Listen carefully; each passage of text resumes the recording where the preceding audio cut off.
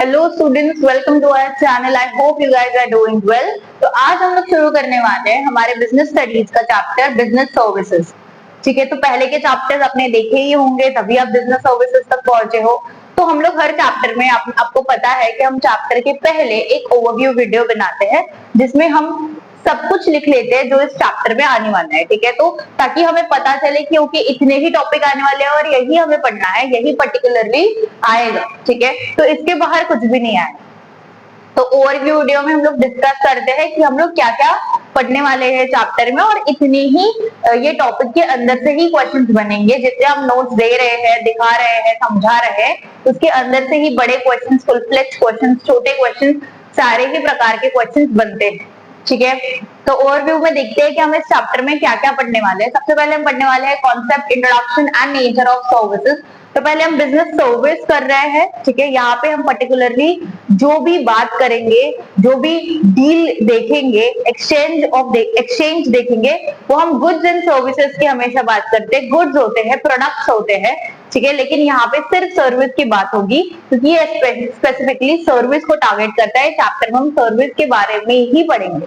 ठीक है, यहाँ पे हम कोई प्रोडक्ट सेल नहीं कर रहे हैं, है ना, कोई प्रोडक्ट एक्सचेंज नहीं हो रहा है ना, यहाँ पे सिर्फ सर्विसेज की बात होगी। तो इसलिए हमें सर्विसेज क्या होती है, क्या सब चीजें होती है, वो उसका हमें बेसिक इंट्रोडक्शन करना है, उसका मीनिंग समझ के लेना है कि क्या चीजें, उसका कॉन्सेप्ट क्लियर हो जाएगा। ठीक है, उसका नेचर देखेंगे कि कैसा, क्या सर्विसेज में क्या क्या चीजें इंक्लूड होती है और क्या क्या चीजों का हमें ध्यान रखना है और कैसे हम पहचान सकते हैं कि ओके ये सर्विस है। ठीक है, फिर है difference between goods and services. तो गुड्स क्या होते हैं, सर्विसेज क्या होते हैं, दोनों में अंतर क्या है, दोनों में डिफरेंस क्या है। ठीक है, तो गुड्स की क्या क्या चीजें होती है और उसका वो एक टेबुलर फॉर्म में हम करेंगे ताकि आपको इजी हो जाए। ठीक है, उसको मेमोराइज करने में, क्योंकि उसके ऊपर भी क्वेश्चन बनता है कि गुड्स एंड सर्विसेज को डिफरेंशिएट करो। ठीक है, फिर टाइप्स ऑफ सर्विसेज। तो हम सर्विसेज पढ़ रहे हैं तो बहुत ही अलग अलग प्रकार के सर्विसेज होते हैं, अलग अलग टाइप्स के सर्विसेज होते हैं, तो वो हम देखेंगे क्या क्या टाइप के सर्विसेज है। उसमें स्पेसिफिकली एक टाइप का सर्विस होता है बिजनेस सर्विस। ठीक है, और भी 3 टाइप के सर्विसेज होते हैं, और भी 2 है, वो हम पढ़ेंगे इसके साथ साथ। लेकिन हम उन तीनों सर्विसेज में से बिजनेस सर्विस पे फोकस करेंगे क्योंकि बिजनेस सर्विसेज का हमारा ये चैप्टर है। तो बिजनेस सर्विसेज में बैंकिंग आता है, इंश्योरेंस आता है, postal services, telecom services, transportation, warehousing, ये सारे सर्विसेज आते हैं। तो उसका हम इंट्रोडक्शन देखेंगे कि बिजनेस सर्विसेज में क्या क्या है। ठीक है, बेसिक उसके बारे में समझेंगे।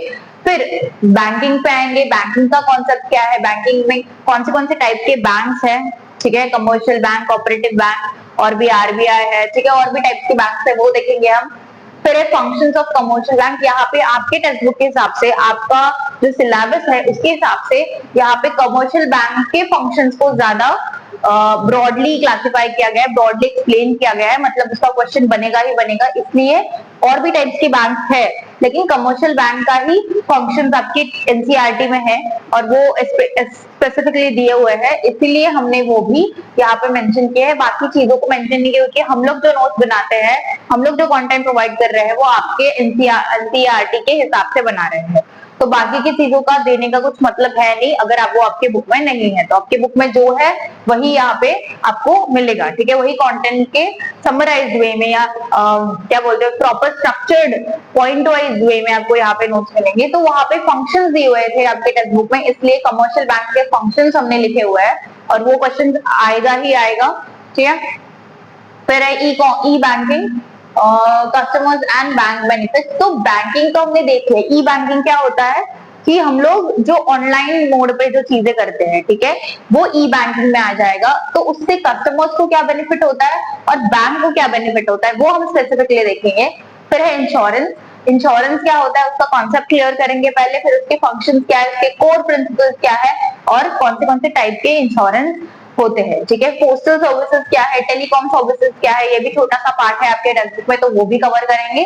Importance for economy and businesses. Business services ये क्यों इंपॉर्टेंट है हमारी इकोनॉमी के लिए, और जो बिजनेसेस हमारे पर्टिकुलरली कंट्री में होते हैं, ठीक है, या फिर ग्लोबली होते हैं, तो उसके लिए बिजनेस सर्विसेज क्यों इंपॉर्टेंट है वो हम देखेंगे। और लास्टली हम वेयर हाउसिंग देखेंगे। वेयर हाउसिंग में टाइप क्या है वेयर हाउसिंग के, ठीक है, और इसके कोर फंक्शंस क्या है, वो इस चैप्टर में हम करेंगे। ये सब कुछ आपके टेक्स्ट बुक के बेस्ड हमने लिखा हुआ है, ठीक है, जो कंटेंट आपके टेक्स्ट बुक में दिया हुआ है, जो जो टॉपिक्स पे उन्होंने एम्फास किया हुआ है, उन्होंने ज्यादा मतलब ज्यादा इंपॉर्टेंस दिया हुआ है, वही टॉपिक्स हम लोगों ने यहाँ पे कवर किए हैं, ताकि आपको आपके एनसीईआरटी के ही हिसाब से नोट्स मिल सके और उसी हिसाब से आप पढ़ सको, क्योंकि उसी के बेस्ड आपको क्वेश्चन आते हैं। अगर वहां पे कमर्शियल बैंक दिया हुआ है तो कमर्शियल बैंक के ही फंक्शन का क्वेश्चन आएगा, बाकी कोई भी टाइप के बैंक के फंक्शंस आपको नहीं पूछे जाएंगे एग्जाम में, क्योंकि वो आपके कंटेंट में, आपके सिलेबस में, आपके टेक्स्ट बुक में ही नहीं है, ठीक है, इतना समझ लो। तो इसलिए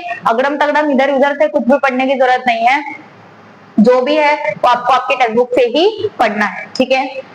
और ये नोट्स को आप प्रेफर कर सकते हो, ठीक है, आप ये नोट डाउन कर लो, आपके पास भी होना चाहिए कि हम क्या पढ़ने वाले हैं एक पर्टिकुलर चैप्टर में, और इसके बाहर कुछ नहीं आने वाला। तो फटाफट नोट डाउन कर लो और हम शुरू करते हैं फर्स्ट टॉपिक से, फर्स्ट कॉन्सेप्ट से।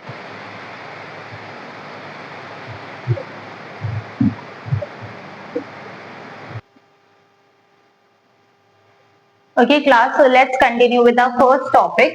तो हमारा फर्स्ट टॉपिक क्या था कि define business services and its nature. तो बिजनेस सर्विसेज क्या होती है और इसमें क्या क्या चीजों का हमें ध्यान रखना है वो हम देखेंगे, ठीक है। सबसे पहले जो सर्विसेज होती है वो इंटैंजिबल होती है। इंटैंजिबल का मतलब क्या है कि जो हमें दिखाई नहीं देता, ठीक है, लेकिन हम उसको फील कर सकते हैं, उसको महसूस कर सकते हैं। टैंजिबल मतलब जो हमें हमारे आंखों से दिखाई देता है, ठीक है।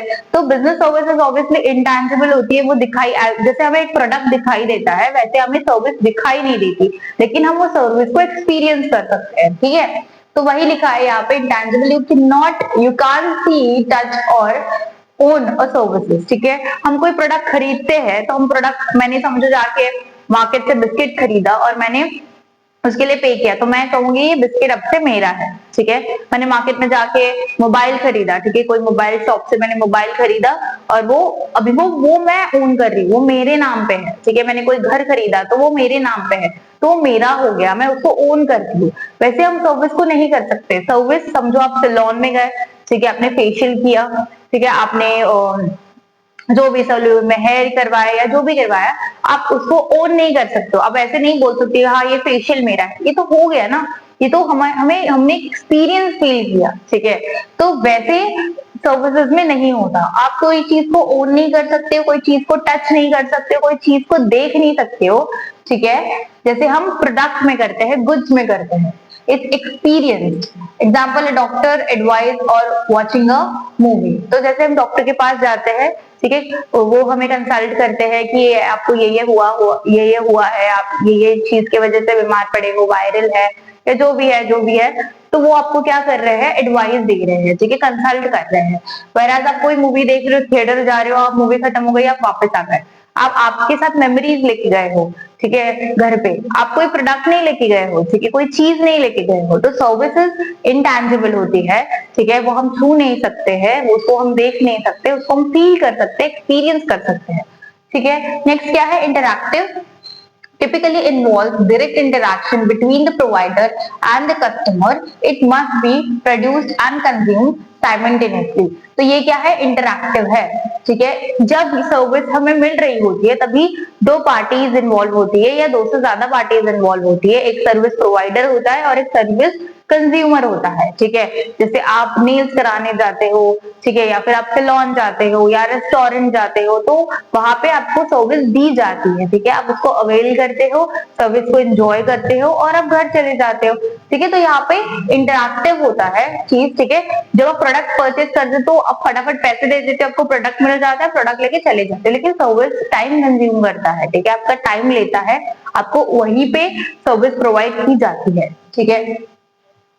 तो इसलिए टिपिकली ये इन्वॉल्व होता है direct interaction between the provider and the customer. तो प्रोवाइडर भी वहां पे होता है जो सर्विस दे रहा है और कस्टमर भी होता है जो सर्विस को अवेल कर रहा है, सर्विस को ले रहा है, ठीक है। It must be produced and consume simultaneously. तो जब भी ये सर्विस दे रहे हैं, मतलब प्रोड्यूस भी तभी हो रही है और कंज्यूम भी कंज्यूमर तभी कर रहा है, तो एक ही टाइम पे ये प्रोड्यूस और कंज्यूम होती है। प्रोडक्ट का वैसे नहीं होता है, गुड्स का वैसे नहीं होता है। गुड्स को आप अभी परचेज कर रहे हो, ठीक है, अभी प्रोड्यूस हो रहा है वो आपके लिए, और आप घर पे जाके कंज्यूम कर रहे हो, आप 2 दिन बाद कंज्यूम कर रहे हो, ठीक है। आपने बिस्किट ले लिया, आप घर पे जा रहे हो, आपने 2 दिन बाद खाए, ठीक है। वैसे सर्विसेज में नहीं होता है, आपको उसी टाइम पे सर्विस दी जाती है और उसी टाइम पे आप उसको कंज्यूम करते हो, ठीक है, इसलिए वो इंटरैक्टिव होती है। फिर है heterogeneous, inconsistency, quality varies each time as it depends on who provides it and when and where.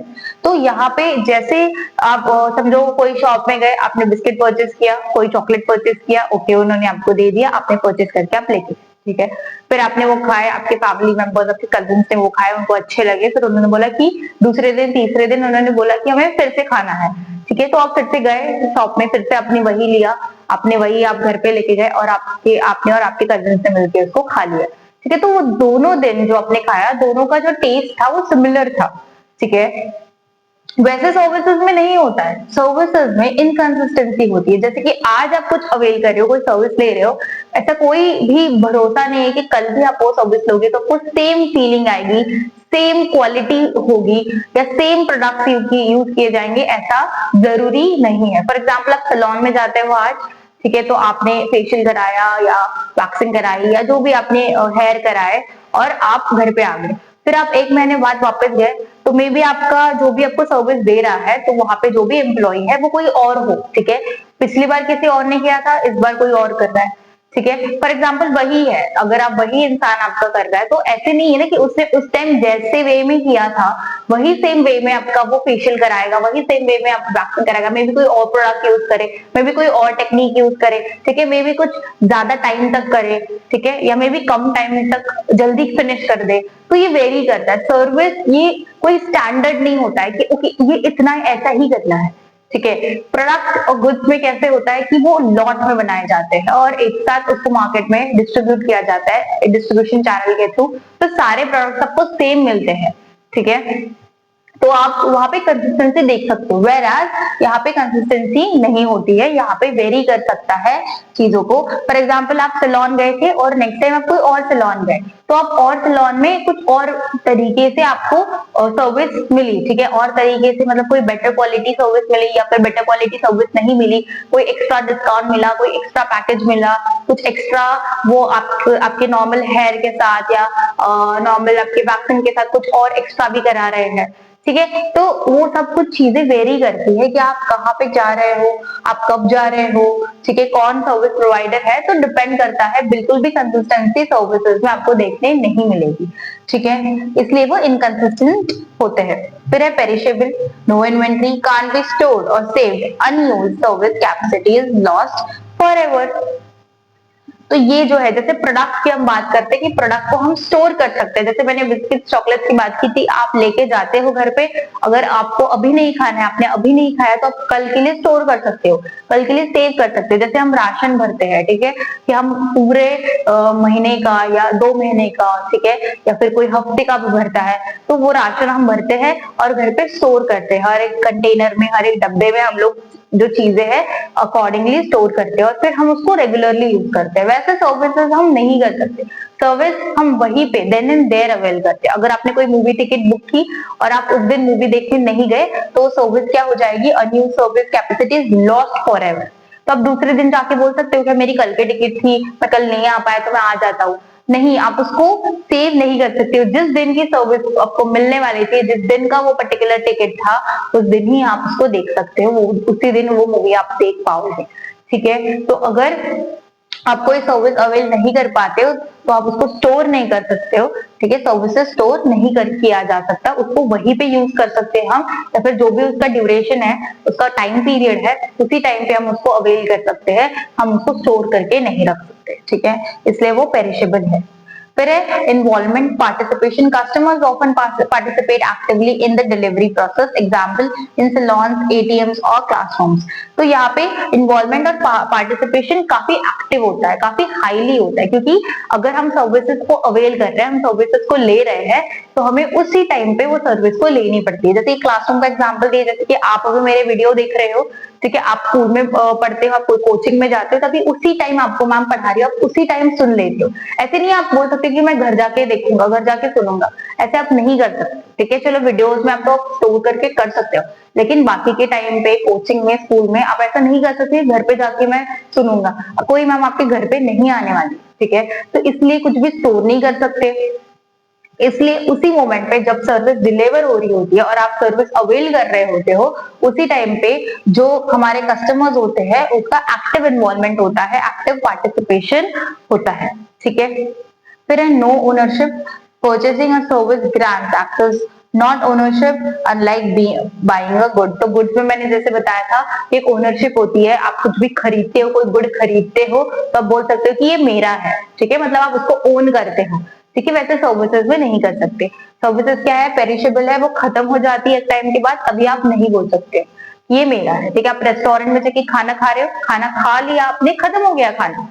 ठीक है, आप घर पे चले जाते तो आप नहीं बोल सकते ये खाना मेरा, खाना ही नहीं है ना, खाना तो खत्म हो गया, राइट। तो इसीलिए प्रोडक्ट के साथ हम जैसे करते हैं, एक ओनरशिप दिखाते हैं कि ये मेरा है, ये तेरा है, वैसे हम सर्विसेज के साथ नहीं कर सकते।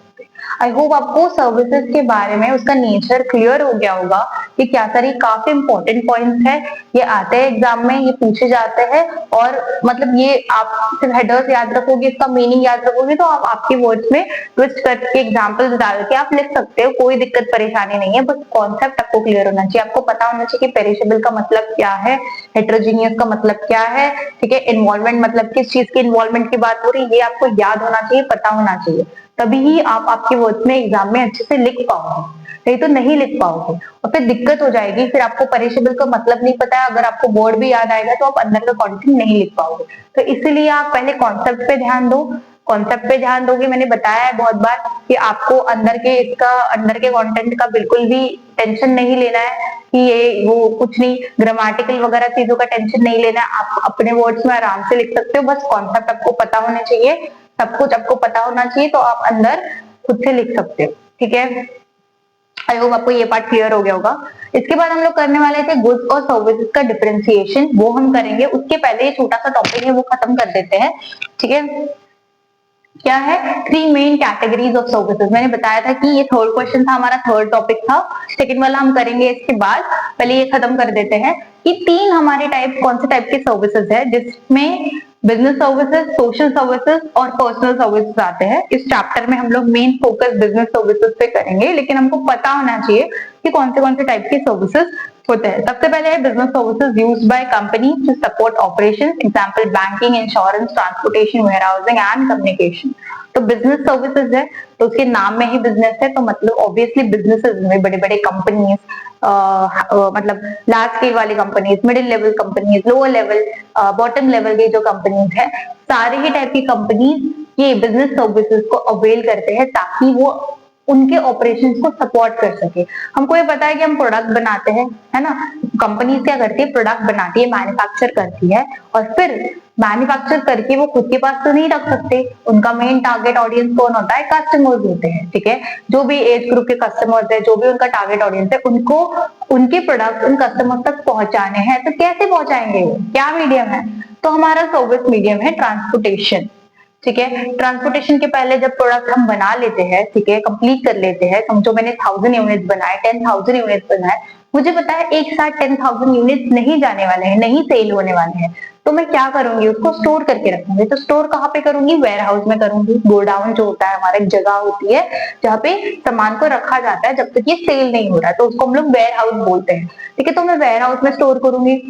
उसके बाद जब मुझे प्रोडक्ट को बेचना है, लोगों तक पहुंचाना है, अलग अलग रीजन में, अलग अलग स्टेट में, अलग अलग छोटे छोटे से टाउन्स में, विलेजेस में, है ना, बड़े सिटीज में, तो सारी जगह पे मुझे मेरा प्रोडक्ट पहुंचाना है, तो मुझे ट्रांसपोर्टेशन का इस्तेमाल करना पड़ेगा डिस्ट्रीब्यूट करने के लिए प्रोडक्ट को। ठीक है, तो डिस्ट्रीब्यूशन चैनल किसके वजह से चलता है, हमारा ट्रांसपोर्टेशन की वजह से चलता है। ठीक है, तो हम इंश्योरेंस निकालते हैं बहुत सारी चीजों का हमारे कंपनी में। ठीक है, तो ताकि हमारा कोई नुकसान हो जाए अगर हमारी कंपनी में, तो इंश्योरेंस के थ्रू इंश्योरेंस क्लेम करेंगे तो नुकसान हमारा भरपाई हो जाएगी उसकी, इंश्योरेंस की वजह से हमारा जो नुकसान है वो कम हो जाएगा या फिर बिल्कुल निल हो जाएगा।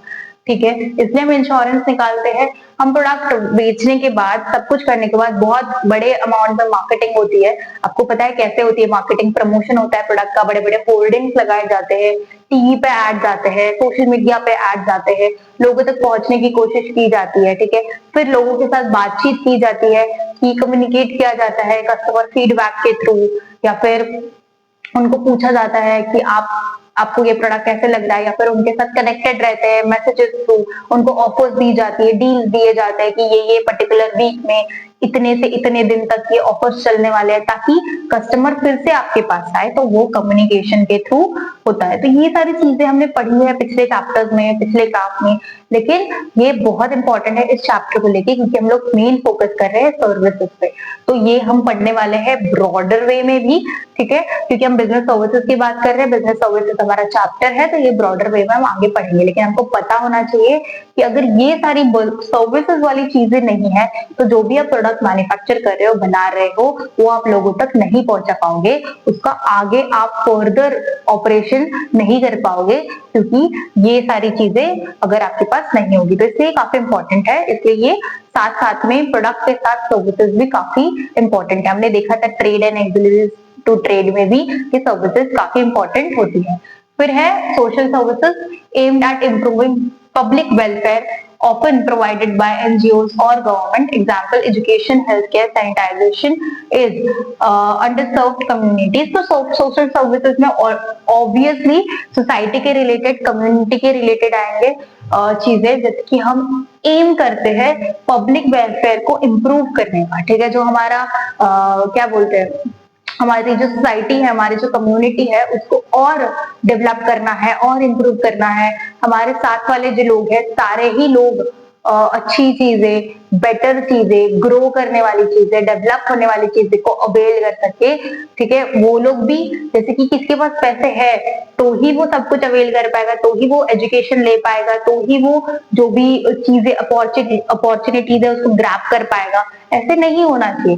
सारे ही लोग जो हमारे कंट्री के सिटीजन है, उनको कहीं ना कहीं तरीके से हमें सब कुछ प्रोवाइड करना चाहिए। जो स्पेशली काफी इंपॉर्टेंट चीजें हैं वो तो प्रोवाइड होनी ही चाहिए, जैसे कि है एजुकेशन, हेल्थ केयर, ठीक है, सैनिटाइजेशन, क्लीननेस वगैरह, ये सारी चीजें काफी इंपॉर्टेंट है, लेकिन स्टिल वो अंडरसर्व्ड कम्युनिटीज में आती है, मतलब उसको कम सर्व किया जा रहा है। इसलिए गवर्नमेंट और बहुत सारे एनजीओ इसके बारे में, इसके लिए काफी सारे इनिशिएटिव्स लेते हैं कि एजुकेशन, मैक्सिमम एजुकेशन हम, इसलिए गवर्नमेंट स्कूल्स होते हैं हर जगह पे, ताकि जो लोग पैसा भर के नहीं जा सकते, जो लोग अफोर्ड नहीं कर सकते हैं बड़े बड़े प्राइवेट स्कूल्स, वो एटलीस्ट 14 ईयर्स तक बच्चों को, 15 ईयर्स तक बच्चों को स्कूल में भेजे, ताकि उनकी बेसिक एजुकेशन कंप्लीट हो, ठीक है। तो वही हेल्थ केयर काफी इंपॉर्टेंट है। जो लोग बड़े बड़े हॉस्पिटल अफोर्ड नहीं कर सकते हैं, तो उनके लिए गवर्नमेंट हॉस्पिटल या ट्रस्टीज के हॉस्पिटल बनाए जाते हैं, ताकि वो लोग मिनिमल अमाउंट पे, मिनिमल पैसों में अपना जो भी इलाज है वो कर पाए, ठीक है। तो ये काफी इंपॉर्टेंट चीजें हैं, ठीक है। सैनिटाइजेशन के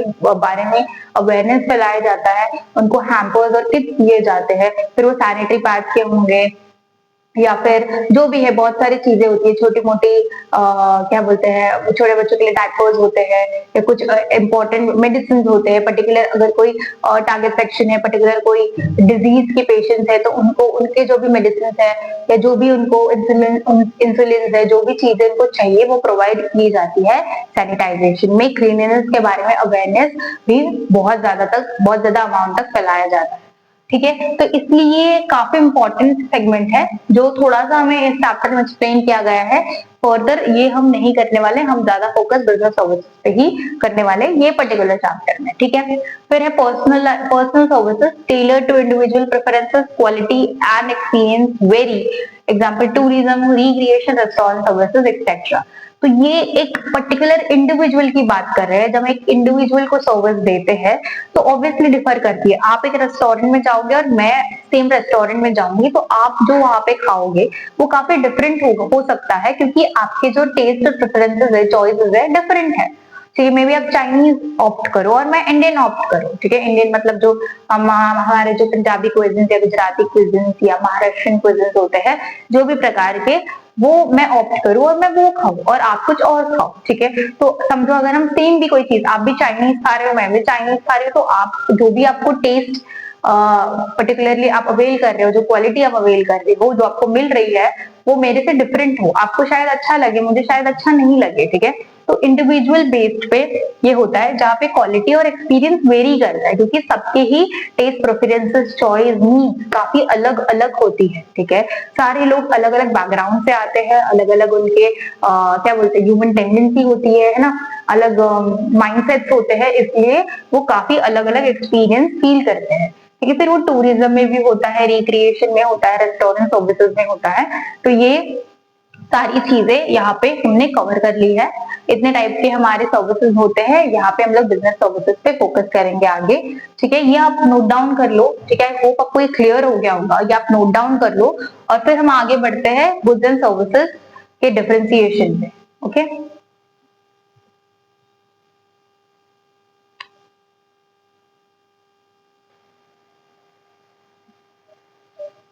okay, so difference between services and goods जो हम करने वाले थे वो हम कंटिन्यू कर लेते हैं। तो ये बेसिस है, ये हमने फर्स्ट क्वेश्चन में भी टैंजिबिलिटी, इंटैंजिबिलिटी, कंसिस्टेंसी, सेपरेटेबिलिटी, कितना इन्वॉल्वमेंट है, इन्वेंटरी, ये सब कुछ हमने बेसिक डिस्कस किया हुआ था। लेकिन इन दोनों के डिफरेंस में क्या होता है हम देखते हैं। ठीक है, दोनों में काफी डिफरेंट चीजें हैं। फॉर एग्जाम्पल जो नेचर है, यहाँ पे सर्विसेज में लोग एक्टिवली पार्टिसिपेट करते हैं।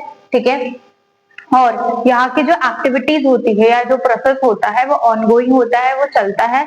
और यहाँ पे एक फिजिकल ऑब्जेक्ट इन्वॉल्व होता है। ठीक है, मतलब यहाँ पे कोई पर्टिकुलरली एक्टिविटी हो रही है या प्रोसेस हो रहा है। ठीक है, और उसी टाइम पे वो सर्विस को अवेल कर रहा है, वो चीज को अवेल कर रहा है, और यहाँ पे कोई भी कस्टमर कोई प्रोडक्ट को परचेज करके लेके जा रहा है। ठीक है, तो ये उसका नेचर हो गया। फिर है टाइप, ये हेट्रोजीनियस है और ये होमोजीनियस है।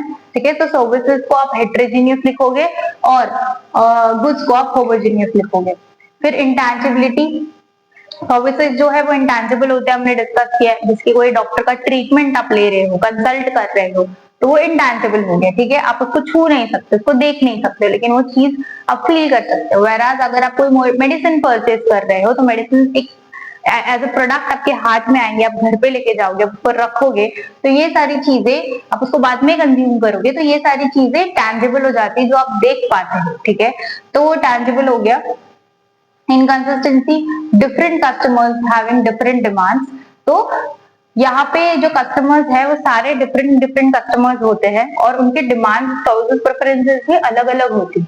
ठीक है, जैसे कि अगर आप मोबाइल सर्विस को अवेल करते हो तो सारे ही कस्टमर्स को सेम टाइप की सर्विस अवेल हो ऐसा नहीं होता है। ठीक है, डिफर करता है, पर्सन टू पर्सन डिपेंड करता है।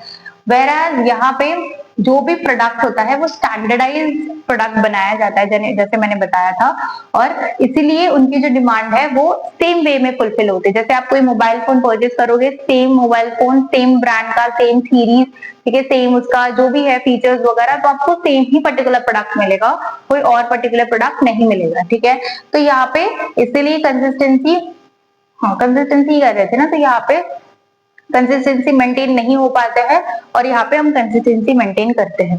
ठीक है, फिर है इंसेपरेटेबिलिटी। तो यहाँ पे इंसेपरेटेबल होता है सर्विस, आप कस्टमर से जो प्रोवाइड कर रहे हैं प्रोवाइडर और जो कस्टमर अवेल कर रहा है उनको सेपरेट नहीं कर सकते, वो ऑनगोइंग प्रोसेस है, वो साथ में ही होता है। फॉर एग्जाम्पल आप कोई रेस्टोरेंट में खाना खा रहे हो, आप एंजॉय कर रहे हो फूड को, उसी टाइम पे करोगे। ठीक है, तो वो सर्विस में आ जाएगा कि वो इनसेपरेटेबल होते हैं, साथ में ही सब कुछ होता है। वैराज अगर आप कोई फूड आइटम परचेज करते हो जैसे रेडी टू मेट वगैरह आइटम, और आप उसको घर जाके स्टोर करते हो, दूसरे दिन, तीसरे दिन, चौथे दिन खाते हो, तो हो जाएगा प्रोडक्ट में कि आप कोई पर्टिकुलर फूड आइटम परचेज कर रहे हो और उसको बाद में कंज्यूम कर रहे हो, तो यहाँ पे सेपरेशन हो सकता है, यहाँ पे सेपरेटेबिलिटी पॉसिबल है, यहाँ पे पॉसिबल नहीं है। इन्वेंट्री की बात करें तो यहाँ पे हम इन्वेंट्री को स्टोर नहीं कर सकते, जैसे मैंने बोला कि उसी टाइम पे हम कंज्यूम करते हैं, हम उसको घर लेके नहीं जा सकते, इसलिए उसको हम स्टोर नहीं कर सकते। पर प्रोडक्ट्स को हम स्टोर कर सकते हैं, हम बाद में उसको कंज्यूम कर सकते हैं। लास्ट इन्वॉल्वमेंट, तो ऑब्वियसली ये उसी टाइम पे हो रहा है, इसलिए यहाँ पे एक्टिव इन्वॉल्वमेंट होता है, एक्टिव पार्टिसिपेशन होता है, ज्यादा पार्टिसिपेशन होता है। पर प्रोडक्ट्स को बाद में भी कंज्यूम कर सकते हो, इसलिए उसी टाइम पे, उसी मोमेंट पे ज्यादा इन्वॉल्वमेंट या पार्टिसिपेशन आपको देखने के लिए नहीं मिलेगा। ठीक है, तो यही था उसका डिफरेंशिएशन, आप इसको नोट डाउन कर सकते हो। आपको क्वेश्चन आएगा कि differentiate between services and goods, तो आप ये बेसिस लिख के ये एक्सप्लेनेशन लिख सकते हो। बेसिस याद रखना इंपॉर्टेंट है, एक्सप्लेनेशन आपको आ जाएगा आपके दिमाग में, ज्यादा कोई रॉकेट साइंस नहीं, काफी सिंपल सा कॉन्सेप्ट है, काफी सिंपल चीज है, बस ये याद रखो तो आपको ये कॉन्टेंट आप खुद से लिख सकते हैं। ठीक है, आज की क्लास के लिए इतना ही। बाकी का जो कॉन्सेप्ट है, बाकी के जो टॉपिक्स है, हम बाकी आगे वाले पार्ट्स में कवर करेंगे। ठीक है, तो आपको वीडियो समझ में आया होगा, अच्छा लगा होगा तो वीडियो को लाइक करो, आपके फ्रेंड्स के साथ शेयर करो, ताकि वो भी ये नोट्स को बना सके, आपके साथ मिलके पढ़ सके। और आपको सारी सीरीज, सारे पार्ट्स देखने हैं तो चैनल को सब्सक्राइब करो। बेल आइकन दबाओ ताकि आपको सारे नोटिफिकेशंस आए और हम आप तक पहुंच पाए। ठीक है, तो मिलते हैं नेक्स्ट वीडियो में, तब तक के लिए take care and keep studying.